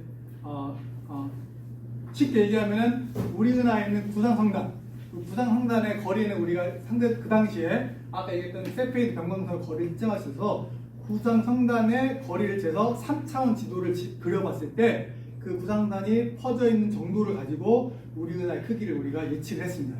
그래서 이제 제가 아까 셰플리가 왜 허블의 결과를 인정할 수밖에 없었냐고 얘기했던 이유가 바로 셰플리도 똑같은 세페이드 병광성으로 거리를 측정하는 걸 써먹고 있었기 때문에 같은 방법을 안드로메다에 적용했을 때도 결과가 나왔기 때문에 자기가 쓰는 방법이었기 때문에 믿을 수밖에 없습니다. 또 네, 두 번째 질문은 가까운 은하의 경우, 그러니까 100메가파섹 이하, 러시프트가 0.03 이하에 있는 은하의 경우 포토지가 얼마나 잘 작동을 하는지에 대한 질문입니다. 네.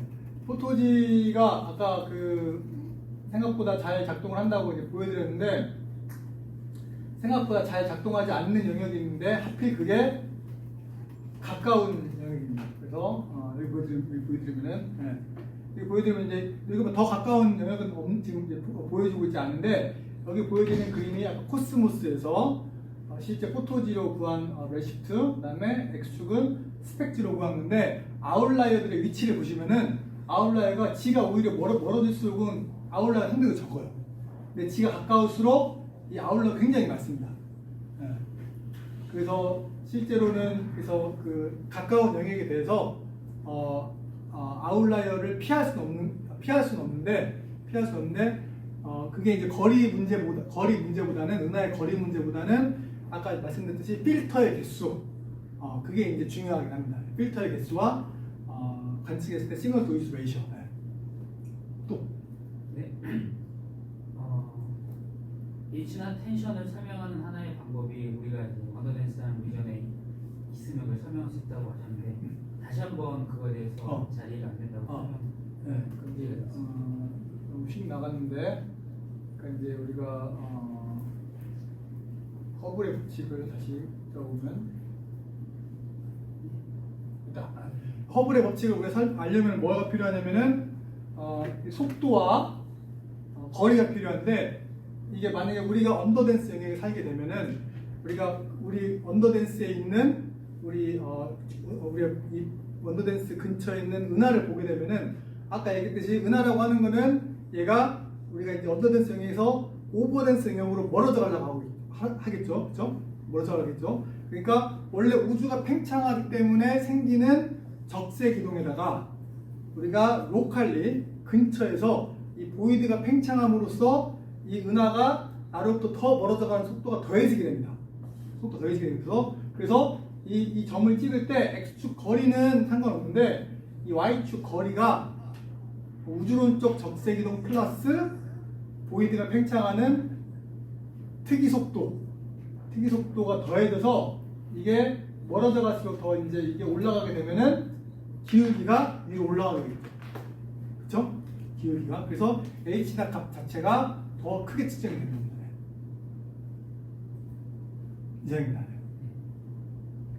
다음 질문은 H나 텐션 차이가 보이드 때문이라고 한다면은 인다이렉트 메소드로 측정한 H낫이 더 정확하다고 할 수 있나요? 라는 질문입니다. 네, 인다이렉트 메소드로 측정한 건 아까 얘기했듯이 우주의 전체를 가지고 평균을 낸 거기 때문에, 그 전체 데이터를 하기 때문에 그게 정답인 것처럼 생각을 하면 됩니다. 근데 이제 제가 말씀드려서 이제 보이드나 언더댄스 영역에 대해서 이제 얘기가 많이 나온 것 같은데, 실제로 그러면 가장 유력한 설이 뭐냐?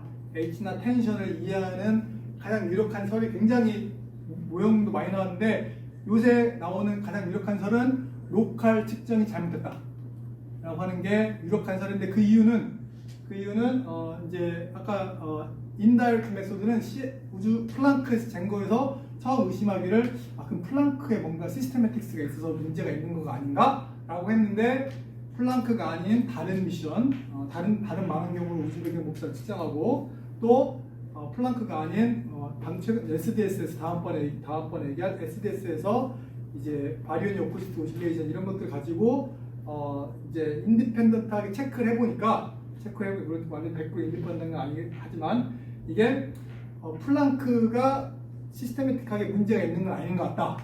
대신 로컬 메저먼트는 아까 얘기했듯이 이게